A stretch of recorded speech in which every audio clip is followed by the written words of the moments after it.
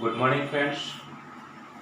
Chapter number 3 ની theory આપણે આનાથી અગાઉના લેક્ચરમાં પૂર્ણ કરી છે. હવે આજે આપણે આ ચેપ્ટરના ઉદાહરણ તરફ જઈએ. જો સૌથી પહેલા નંબરમાં ઉદાહરણ નંબર 3.1 આ જે ઉદાહરણ છે એ ઉદાહરણ આપણે જે અગાઉ સરેરાશ ઝડપ અને સરેરાશ વેગ ની જે થિયરી ભણ્યા હતા એ થિયરી ઉપર જ આધારિત છે.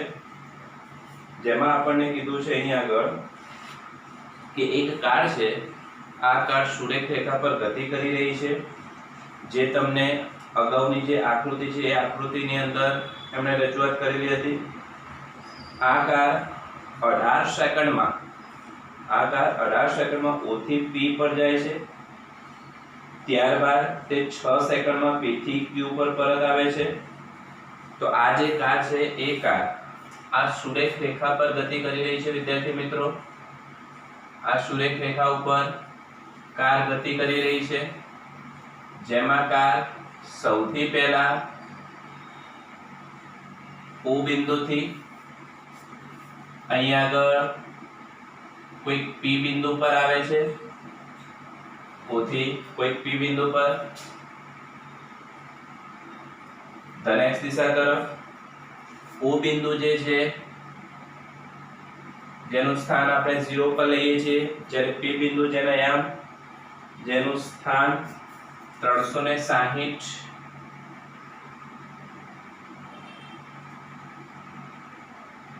મીટરમાં આપણે લઈ લઈશું.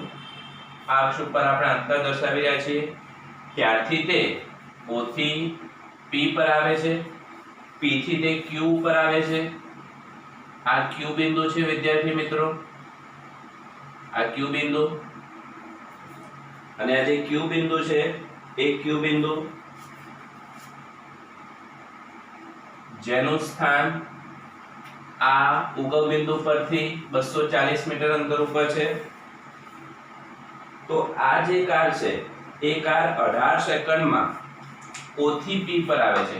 O થી P, આ O થી P પર જવા માટે તે 18 સેકન્ડ જેટલો સમય લે છે. O થી P પર જવા માટે 18 સેકન્ડ જેટલો સમય લે છે, જ્યારે આ કાર 6 સેકન્ડમાં P થી Q પર જાય છે. 6 સેકન્ડમાં P થી Q, એટલે P થી Q અહીં આગળ આવવા માટે તે 6 સેકન્ડ જેટલો સમય લે છે. તો આપણને કીધું છે કાર O થી P પર જાય અને બે વિકલ્પમાં O થી P અને P થી Q પર આવે, ત્યારે આ જે કાર છે કાર માટે સરેરાશ વેગ અને સરેરાશ ઝડપ શોધો. સરેરાશ વેગ અને સરેરાશ ઝડપના સૂત્રો તમને યાદ હોવા જોઈએ કે સરેરાશ ઝડપ એટલે પદાર્થે કાપેલું કુલ અંતર ભાગ્યા સમયગાળો, જ્યારે સરેરાશ વેગ એટલે સ્થાનાંતર ભાગ્યા સમયગાળો. સ્થાનાંતર એટલે અંતિમ સ્થાન માઈનસ પ્રારંભિક સ્થાન, જ્યારે સમયગાળો એટલે અંતિમ સમય માઈનસ પ્રારંભિક સમય. તો સૌથી પહેલા નંબરમાં વિદ્યાર્થી મિત્રો આપણે એ વિકલ્પમાં જઈએ, જેમાં કાર ક્યાં જાય છે? O થી P પર જાય ત્યારે. અને કાર O થી P પર જાય ત્યારે O થી P પર, ચલો O થી P પર જાય તો સૌથી પહેલા નંબરમાં આપણે સરેરાશ ઝડપ શોધી લઈએ. સરેરાશ ઝડપ, ચલો સરેરાશ ઝડપ બરાબર કુલ અંતર ભાગ્યા સમયગાળો. ચલો વિદ્યાર્થી મિત્રો, કુલ અંતર તો આપણે જવું છે O થી P, તો O થી P અને O થી P જઈએ તો એ દરમિયાન તે કુલ અંતર કેટલું કાપે? તો P બિંદુ જે 360 ઉપર છે, O બિંદુ જે 0 ઉપર છે. તો પરિણામ સ્વરૂપે 360 માઈનસ હું 0 કરી દઉં, 360 માઈનસ 0 કરી દઉં ભાગ્યા સમયગાળો. એના માટે સમય કેટલો છે? 18. 360 માઈનસ 0 એટલે 360. 360 ભાગ્યા 18 અને 360 ભાગ્યા 18 એટલે થઈ જશે 20 મીટર પર સેકન્ડ. 20 મીટર પર સેકન્ડ. ચલો સરેરાશ વેગ અને સરેરાશ વેગ બરાબર સ્થાનાંતર ભાગ્યા સમયગાળો. સરેરાશ વેગ બરાબર સ્થાનાંતર ભાગ્યા સમયગાળો. ચલો સ્થાનાંતર એટલે અંતિમ સ્થાન માઈનસ પ્રારંભિક સ્થાન. પણ જોઈ લો O થી P ઉપર જાય તો P એ અંતિમ સ્થાન થાય, જ્યારે O એનું પ્રારંભિક સ્થાન થઈ જાય તો અંતિમ સ્થાન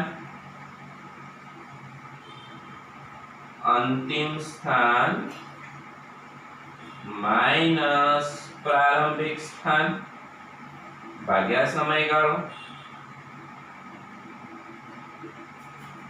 તો વિદ્યાર્થી મિત્રો તમે અંતિમ સ્થાન જુઓ છો તો 360 માઈનસ O એટલે પ્રારંભિક સ્થાન 0, સમયગાળો તો એટલો જ છે 18. તો અહીંયા પણ જો તમે જો તો 360 માઈનસ એટલે 360 ભાગ્યા 18 તો કેટલા થઈ જાય 20 મીટર પર સેકન્ડ. તો સરેરાશ ઝડપ પણ તમને 20 મળી અને સરેરાશ વેગ પણ 20 મળ્યો. તો આ જે કિસ્સો છે આ કિસ્સામાં આપણે કહી શકીએ કે સરેરાશ ઝડપ બરાબર સરેરાશ વેગ થાય છે. સરેરાશ ઝડપ અને સરેરાશ વેગ બંનેનું જે મૂલ્ય છે એ કેવું થઈ જાય છે, સરખું થઈ જાય છે. ચલો હવે આપણે બીજો કિસ્સો જોઈ લઈએ. બે વિકલ્પ. ચલો બી વિકલ્પ જે છે એમાં આપણને કીધું છે O થી પહેલા P જાય, O થી P અને P થી ક્યાં આવે Q ઉપર. O થી P અને P થી Q પર જાય ત્યારે. તો એના માટે સૌથી પહેલા વિદ્યાર્થી મિત્રો સરેરાશ ઝડપ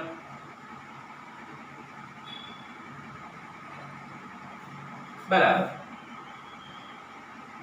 કુલ અંતર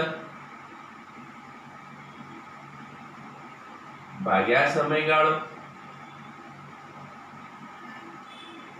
ચલો કુલ અંતર મારે શોધવું છે તો પહેલા O થી ક્યાં ગઈ P અને O થી P માટે શોધવું હોય તો 360 માંથી 0 બાદ કરી દો.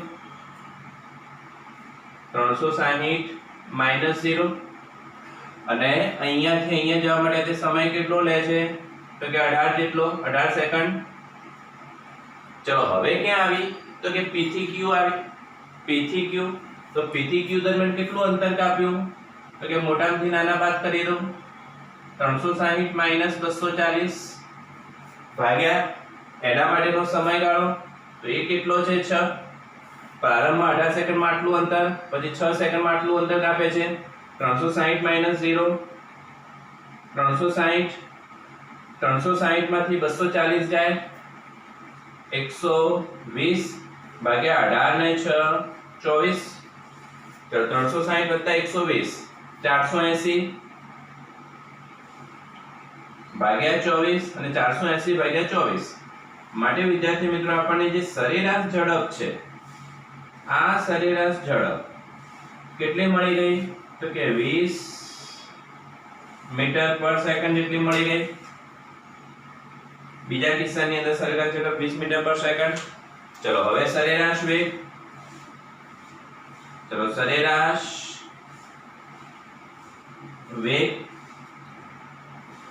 વેગ એટલે સ્થાનાંતર ભાગ્યા સમયગાળો. પણ સ્થાનાંતર એટલે અંતિમ સ્થાન માઈનસ પ્રારંભિક સ્થાન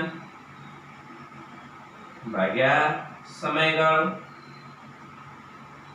હવે વિદ્યાર્થી મિત્રો આપણે અહીંયા આગળ એ નક્કી કરવાનું છે કે પદાર્થનું પ્રારંભિક સ્થાન કયું છે અને અંતિમ સ્થાન કયું છે. તો વિચારો O થી નીકળે છે, જ્યાંથી નીકળે છે એ એનું કયું સ્થાન થઈ ગયું પ્રારંભિક સ્થાન થઈ ગયું. આ એનું કયું સ્થાન થઈ ગયું પ્રારંભિક. ચલો O થી ક્યાં ગયો P p થી ક્યાં આવ્યો q, p થી q આવે છે માટે q એ એનું કયું સ્થાન કહેવાય? અંતિમ સ્થાન કહેવાય. અને જો q એ એનું અંતિમ સ્થાન હોય તો એ કેટલા છે? 240. અંતિમ સ્થાન 240, પ્રારંભિક સ્થાન 0.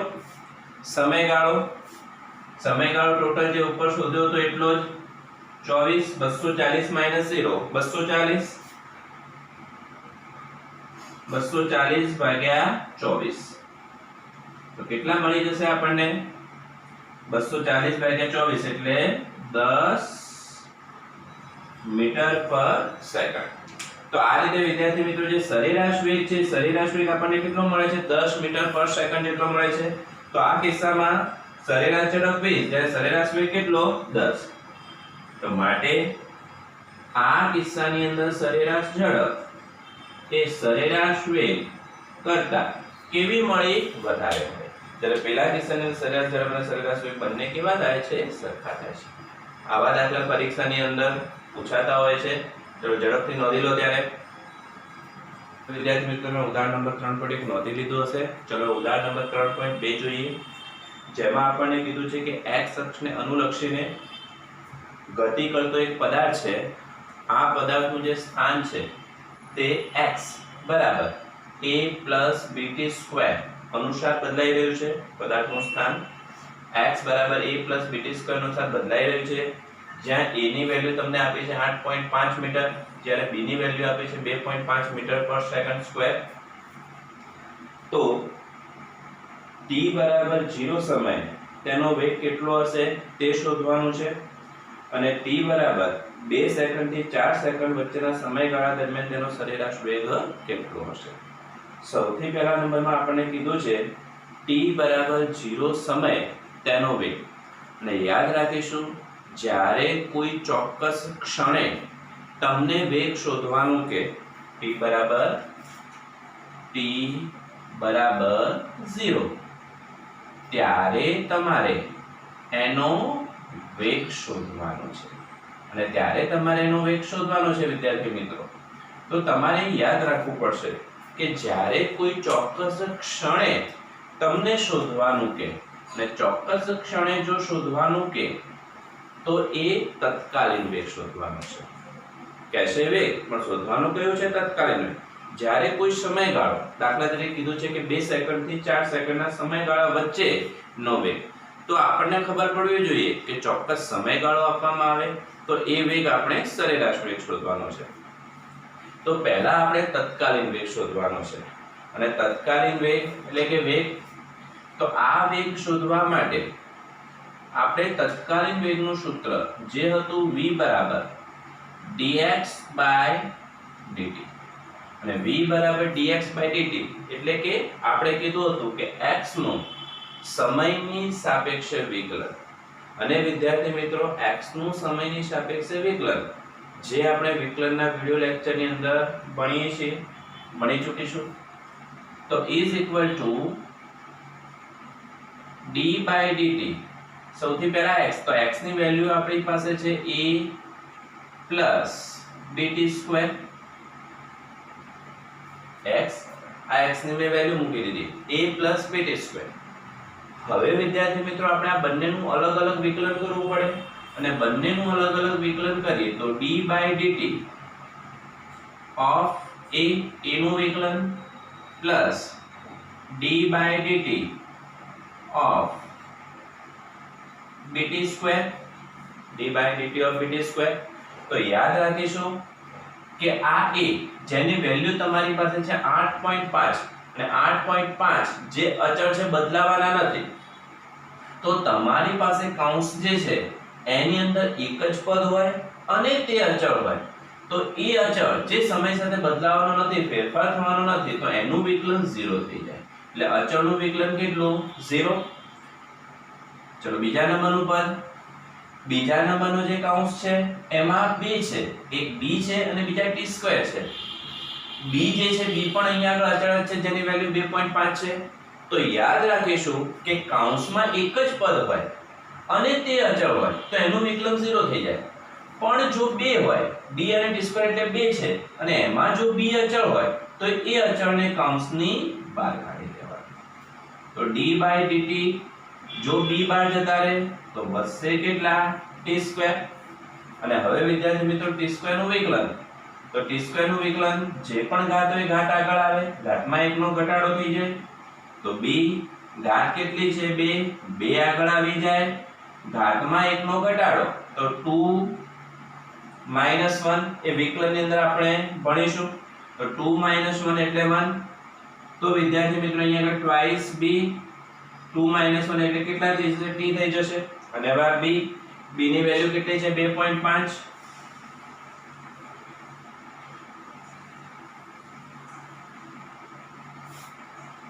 બે ગુણ્યા 2.5 ઇન્ટુ કેટલા t, અને 2.5 ગુણ્યા 2, 2.5 ગુણ્યા 2 કરીશું વિદ્યાર્થી મિત્રો તો આપણને જે વેગ છે એ વેગ કેટલો મળશે 5t મળશે. કેટલો મળશે v બરાબર કેટલા 5t. અને હવે આ t, તો t ની તમને જુદી જુદી વેલ્યુ, અત્યારે આપણે કીધું છે t બરાબર 0 ત્યારે તત્કાલીન વેગ કેટલો, તો આની અંદર t બરાબર 0 મૂકી દો. t બરાબર 0 લેતા અને t બરાબર 0 લઈ લો તો v કૌંસમાં 0 લખી દો અથવા ખાલી v લખશું તો પણ ચાલશે. t ની વેલ્યુ 0 મૂકી દો, 5 * 0 એટલે કેટલા થઈ જશે 0 થઈ જશે. માટે આ કિસ્સામાં તમને જે તત્કાલીન વેગ છે એ કેટલો મળી જાય 0 મળી જાય. જો t ની વેલ્યુ તમને દાખલા તરીકે 2 સેકન્ડ આવે 2, તો અહીંયા t 2 મૂકી દેવાના તો 5 * 2 એટલે કેટલા થઈ જાય 10 થઈ જાય. આ દાખલાની અંદર વિદ્યાર્થી મિત્રો આપણા માટે વિકલન નવું છે જે આપણે વારંવાર પ્રેક્ટિસ કરીશું તો આવડી જશે. એના કેટલાક સૂત્રો છે, સૂત્રો વ્યવસ્થિત યાદ રાખવાના છે. ચલો હવે b વિકલ્પ.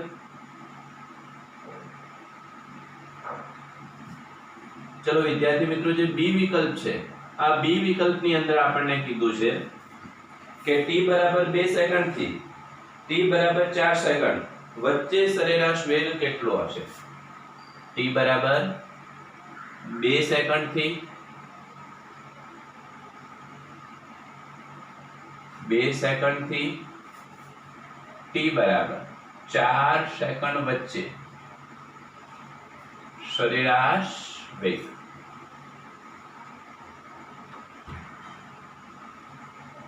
x બરાબર a + bt², x બરાબર a + bt². તો હવે આ જે સૂત્ર છે આ સૂત્રને સૌથી પહેલા t બરાબર કેટલા મૂકી દો 2. 2 થી 4 સુધી આપણે શોધવાનું છે. તો 2 કયો સમય કહેવાય પ્રારંભિક સમય. તો 2 સેકન્ડ સમય આપણને જે સ્થાન મળે એનું પ્રારંભિક સ્થાન, 4 સેકન્ડે જે મળશે અંતિમ સ્થાન. તો અહીંયા હું કિંમત મૂકી દઉં ત્યારે સૌથી પહેલા હું 2 મૂકું તો એને દર્શાવીશ x2 બરાબર a + b. t ની કિંમત મૂકી દો 2 તો is equal to a 2 નો વર્ગ 4 એટલે આ થઈ જશે 4b. માટે આપણને પ્રારંભિક સ્થાન મળી ગયું મિત્રો. કેટલું મળ્યું a + 4b. ચલો 4 સેકન્ડ મૂકો આ સૂત્રની અંદર. x4 a + b t ની કિંમત મૂકી દો 4 તો x4 4 નો વર્ગ થઈ જશે 16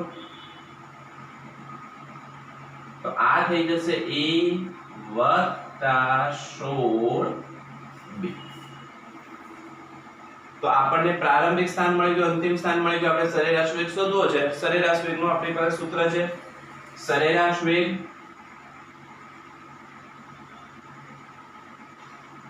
બરાબર સ્થાનાંતર ભાગ્યા સમયગાળો. સ્થાનાંતર એટલે અંતિમ સ્થાન માઈનસ પ્રારંભિક સ્થાન. જોઈ લો અંતિમ સ્થાન x4 માઈનસ પ્રારંભિક સ્થાન x2. ચલો સમયગાળો અંતિમ સમય 4 પ્રારંભિક સમય 2. ચલો વિદ્યાર્થી મિત્રો x4 ની વેલ્યુ મૂકી દો a + 16b માઈનસ x2 ની વેલ્યુ a a વત્તા 4b, 4 માંથી 2 જશે તો 2, a વત્તા 16b માઈનસ અંદર પ્લસ નું માઈનસ, ચલો a તો કેન્સલ થઈ જશે, પ્લસ 16 એમાંથી 4 જશે તો 16 માંથી 4 જશે,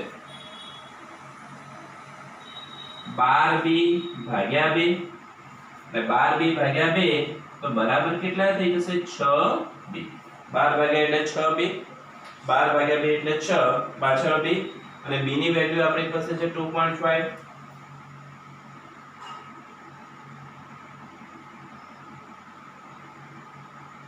અને 2.5 મૂકી દઈએ વિદ્યાર્થી મિત્રો તો 6 ગુણ્યા 2.5, એટલે 6 ગુણ્યા 2.5 માટે આપણને સરેરાશ વેગ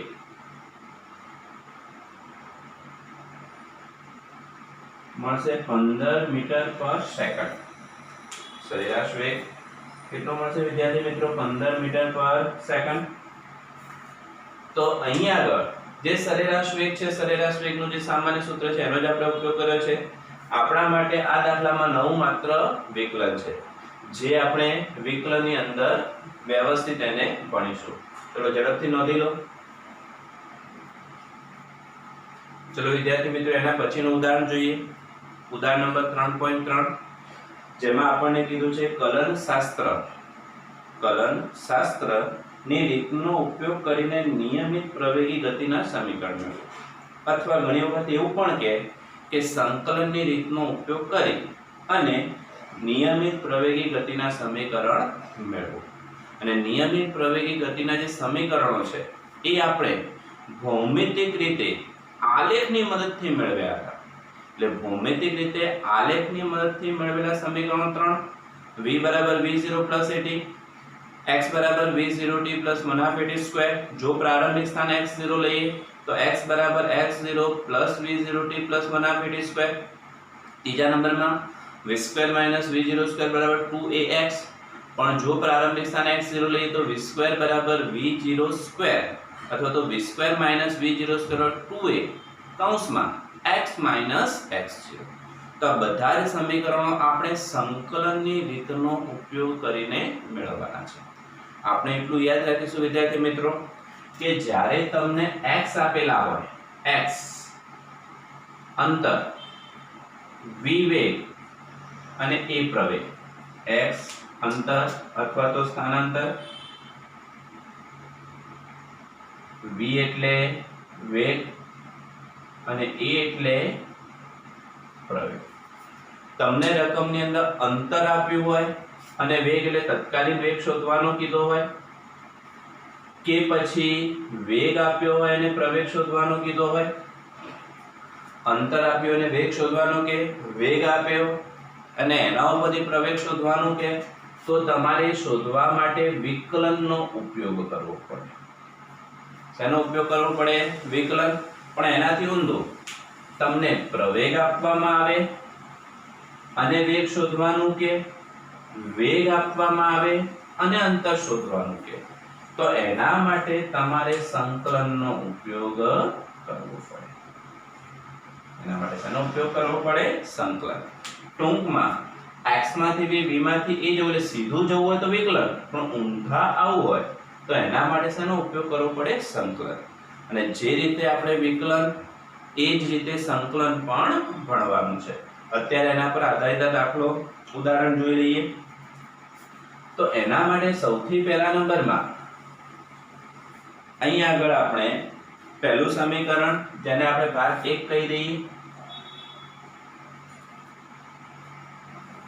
અને એ શોધવા માટે વિદ્યાર્થી મિત્રો આપણે તત્કાલીન પ્રવેગનું સૂત્ર આપણે ભણી ચૂક્યા હતા. અને તત્કાલીન પ્રવેગ એ બરાબર dv/dt. તત્કાલીન પ્રવેગ બરાબર કેટલા? તો કે dv/dt. આપણે સૂત્ર થિયરીમાં ભણી ચૂક્યા છીએ. તત્કાલીન પ્રવેગ એ બરાબર dv/dt, એટલે v નું અંતરની સાપેક્ષે વિકલન.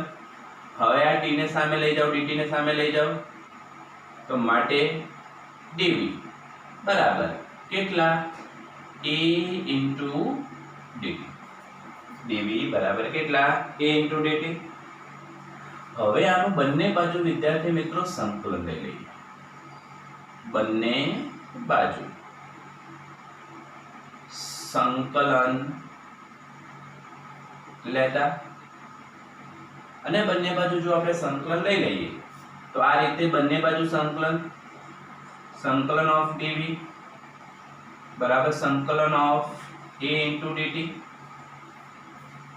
હવે સંકલનની અંદર તમારે એની લિમિટ એટલે કે બે પ્રકારના સંકલન આવે, એક નિયત સંકલન અને બીજું અનિયત સંકલન. જ્યારે તમે આની જે લિમિટ છે, આના જે બે છેડા છે, આ નીચેનો છેડો કે આ ઉપરનો છેડો, આ નીચેનો છેડો ઉપરનો છેડો, બે છેડા બાંધી દો તો બાંધ્યા પછી જે સંકલન થશે એ આપણને નિયત સંકલન મળશે. અને એના માટે વિદ્યાર્થી મિત્રો અહીંયા આપણે યાદ રાખવું પડશે, એની લિમિટ નક્કી કરવી પડશે કે જ્યારે સમય t બરાબર 0 લઈએ તો એ વખતે એનું સ્થાન અને એનો વેગ, અને t બરાબર 0 સમય લઈએ તો t બરાબર 0 સમય પદાર્થનું પ્રારંભિક સ્થાન આપણે લઈ લઈએ x બરાબર x0, અને એ વખતે એનો વેગ જે છે વેગ લઈ લઈએ પ્રારંભિક વેગ v બરાબર કેટલા v0. તો t બરાબર 0 સમયે પ્રારંભિક સ્થાન x0 લો, પ્રારંભિક વેગ v0 લો.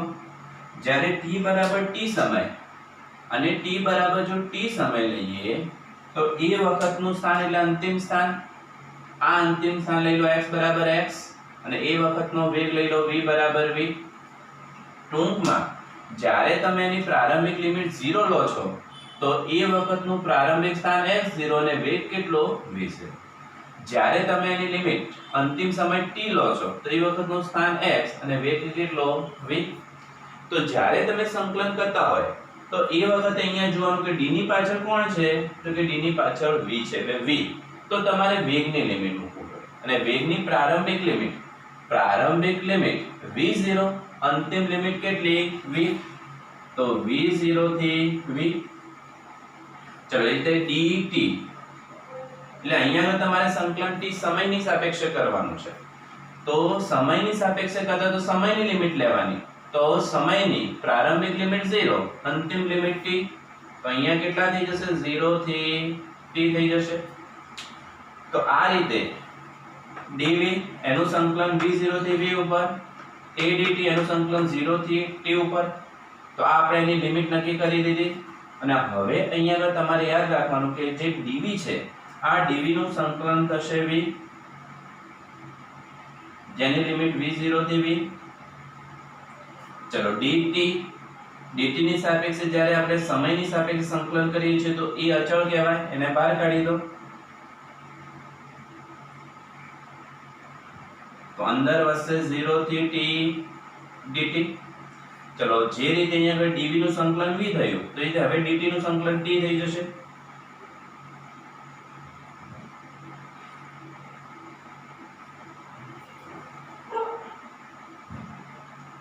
આનું સંકલન t. ચલો v આ અપર લિમિટ છે, આ લોઅર લિમિટ છે. તો હવે સૌથી પહેલા અપર લિમિટ લખો v, પછી માઈનસ લોઅર લિમિટ v0. ચલો એ જે હવે અહીંયા આગળ પહેલા અપર લિમિટ t, પછી lower limit 0, v minus v0, અહીંયા t માઈનસ 0 એટલે t, v minus v0 minus v0 પેલી બાજુ જાય તો v બરાબર કેટલા v0 પ્લસ 80 અને v બરાબર v0 પ્લસ 80 એટલે આપણું જે પહેલું સમીકરણ હતું વિદ્યાર્થી મિત્રો એ આપણને અહીંયા આગળ મળી ગયું. ત્રણ સમીકરણો પૈકી પહેલું સમીકરણ જે આપણે કઈ રીતનો ઉપયોગ કરીને મેળવ્યું, સંકલનની રીતનો ઉપયોગ કરીને મેળવ્યું છે. ચલો હવે બીજું સમીકરણ મેળવવા જઈએ. બીજું સમીકરણ, પહેલું સમીકરણ મેળવવા માટે વિદ્યાર્થી મિત્રો આપણે તત્કાલીન પ્રવેગના સૂત્રનો ઉપયોગ કર્યો. તત્કાલીન પ્રવેગ a બરાબર dv/dt. તો એ જ રીતે હવે બીજું જે સમીકરણ છે એ મેળવવા માટે આપણે તત્કાલીન વેગના સૂત્રનો ઉપયોગ કરીએ. v બરાબર dx/dt. v બરાબર dx/dt. આ dt ને સામે લઈ જાઓ तो dx बराबर v into dt। चलो v વેગનું સમીકરણ અત્યારે આપણે મેળવ્યું v બરાબર v0 at। તો v ની જગ્યાએ મૂકી દો v0 at। v ની જગ્યાએ મૂકી દો v0 at। ચલો આ dt આને પણ આપી દો, આને પણ આપી દો। तो dx बराबर v0 dt plus at into dt। બંને બાજુ સંકલન લઈ લો। સંકલન ઓફ v0 dt સંકલન ઓફ at dt। ચલો હવે અહીંયા આગળ જુઓ d ની પાછળ કોણ છે? તો કે d ની પાછળ x છે। d ની પાછળ x હોય તો x ની લિમિટ લેવાની અને x ની લિમિટ પ્રારંભિક થી અંતિમ x0 થી x ને અહીંયા લખી દો x0 થી x, x0 થી x। ચલો એ રીતે આ પદમાં જો d ની પાછળ કોણ છે? t ને અહીંયા પણ d ની પાછળ કોણ છે? t। બંનેમાં t છે અને બંનેમાં t હોય તો સમયની લિમિટ 0 થી t, અહીંયા 0 થી t, અહીંયા પણ 0 થી t।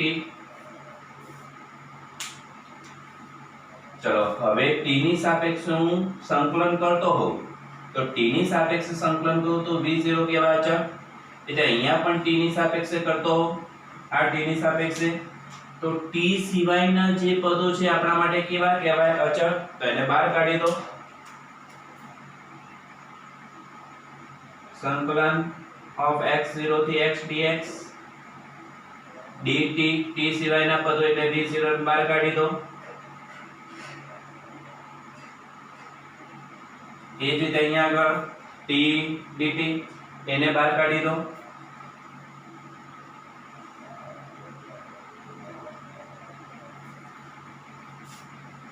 આ t રહી ગયા t dt। ચલો હવે વિદ્યાર્થી મિત્રો જેમ અગાઉ પહેલા ભાગમાં જોઈ ચૂક્યા એમ dx તો dx જે છે ત્યાં આગળ v આવતા હતા તો dv નું સંકલન કરી લીધું તો અહીંયા dx છે તો એનું સંકલન થઈ જશે x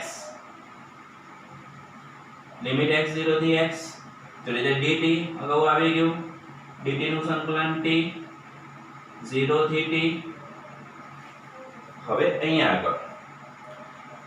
આગળ આપણે એક નવું સૂત્ર વાપરવું પડશે કે t dt છે અને t છે t ના માથા ઉપર કશું ના હોય તો કેટલા સમજવાના? 1 સમજવાના। કેટલા? 1। અને t ના માથા ઉપર 1 વિદ્યાર્થી મિત્રો તો અહીંયા આગળ તમારે સૂત્ર વાપરવાનું કે જે ઘાત હોય ઘાતમાં 1 નો વધારો અને એ વધારો ક્યાં આવે? છેદમાં। જે ઘાત હોય ઘાતમાં 1 નો વધારો એ વધારો ક્યાં આવે? છેદમાં। તો અહીંયા જો t ની 1 ઘાત છે 1 નો વધારો કરી દો અને 1 નો વધારો કરીએ તો 1 નો વધારો 1 + 1 એટલે 2 જે વધારો થાય એ ક્યાં આવી જાય? છેદમાં આવી જાય। અને પછી લિમિટ મૂકી દેવાની 0 થી t।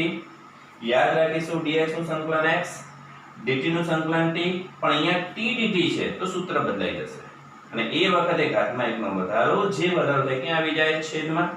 ચલો હવે લિમિટ મૂકી દો ત્યારે પહેલા અપર લિમિટ x દેખાય ત્યાં x પછી લોઅર લિમિટ x દેખાય ત્યાં x0। ચલો એ જ અહીંયા આગળ પહેલા અપર લિમિટ પછી લોઅર લિમિટ છેદમાં 2 છે ને બહાર લઈ જાઓ a/2 t દેખાય ત્યાં upper limit t² minus t દેખાય ત્યાં લોઅર લિમિટ 0 તો 0 મૂકી દો 0 નો વર્ગ તો અહીંયા થશે x - x0 બરાબર v0t t - 0 એટલે t। આને હું આ રીતે લખી દઉં 1/2 a t² 0 નો વર્ગ 0 t² - 0 એટલે t²। અને હવે આ -x0 છે પેલી બાજુ જશે તો માટે x - x0 પેલી બાજુ જાય તો x0 plus v0t plus 1/2 a t²। તો આ રીતે આપણને બીજું સમીકરણ મળી ગયું x બરાબર x0 + v0t + 1/2 a t². તો આ રીતે વિદ્યાર્થી મિત્રો સંકલન રીતે પહેલું સમીકરણ મેળવ્યું, સંકલન રીતે બીજું સમીકરણ મેળવ્યું. હજી એક સમીકરણ મેળવવાનું છે, પણ સૌથી પહેલા ઝડપથી નોંધી લો ત્યારે. અને એ મેળવવા માટે પણ આપણે તત્કાલીન પ્રવેગના સૂત્રનો ઉપયોગ કરીએ. તત્કાલીન પ્રવેગ a બરાબર dv/dt. ચલો a બરાબર dv/dt. બંને બાજુ આ જે જમણી બાજુ છે, જમણી બાજુને dx વડે ગુણતા અને dx વડે ભાગતા, dx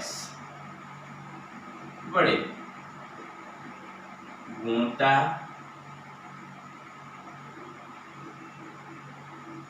અને ભાગતા. a બરાબર dv/dt. આ dx વડે ગુણી દીધા, dx વડે ભાગી દીધા. ચલો હવે આ ની વ્યવસ્થિત ગોઠવણી કરી દઈએ. આ dx ને અહીંયા આગળ લઈ આવો અને dt ને એના સ્થાને લઈ જાઓ. તો is equal to dv/dx into dx/dt. પરંતુ વિદ્યાર્થી મિત્રો dx/dt અંતરનું સમયની સાપેક્ષે વિકલન તત્કાલીન વેગ. તો જ્યાં dx/dt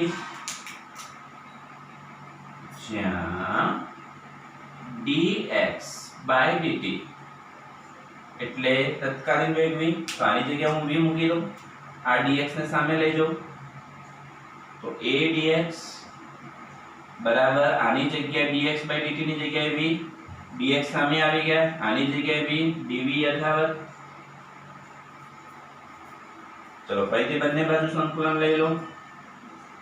સંકલન ઓફ a dx સંકલન ઓફ v dv.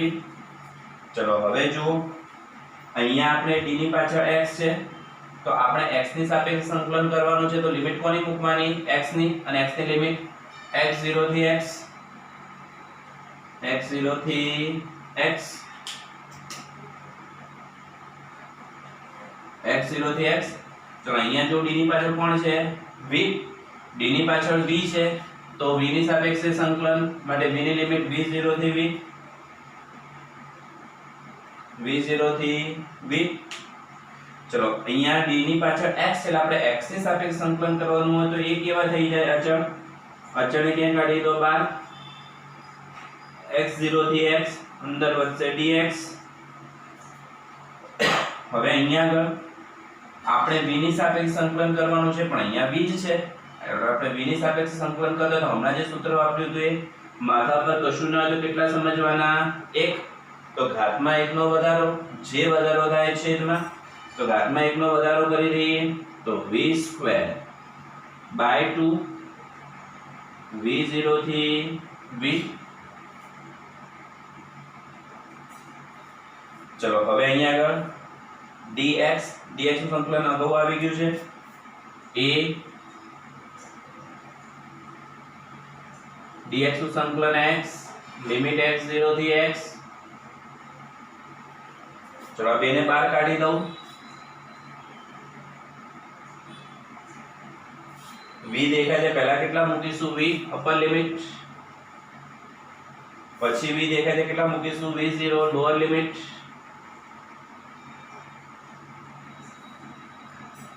ચલો a અહીંયા પહેલા અપર લિમિટ x, પછી લોઅર લિમિટ x0 1/2. અહીંયા થઈ જશે v² - v02. આ છેદના બેને સામે લઈ જઈએ. આ પર પહેલા લખી દઉં તો v² - v02. આ બે સામે આવી ગયા, twice x minus x0. તો v² - v02 બરાબર 2a કૌંસમાં x minus x0, જે આપણું ત્રીજા નંબરનું સમીકરણ થઈ ગયું. પ્રારંભિક સ્થાન x0 0 લઈએ તો v² - v0 બરાબર 2x થઈ જાય, પણ અહીંયા x0 લીધું છે, v² - v02 બરાબર 2a કૌંસમાં x minus x0. તો આ રીતે વિદ્યાર્થી મિત્રો આપણે સંકલનની રીતનો ઉપયોગ કરીને ત્રણે ત્રણ સમીકરણો ફરીથી મેળવ્યા. ચલો ઝડપથી નોંધી લેજો. આજે આપણે આટલા સુધી જ રાખીશું.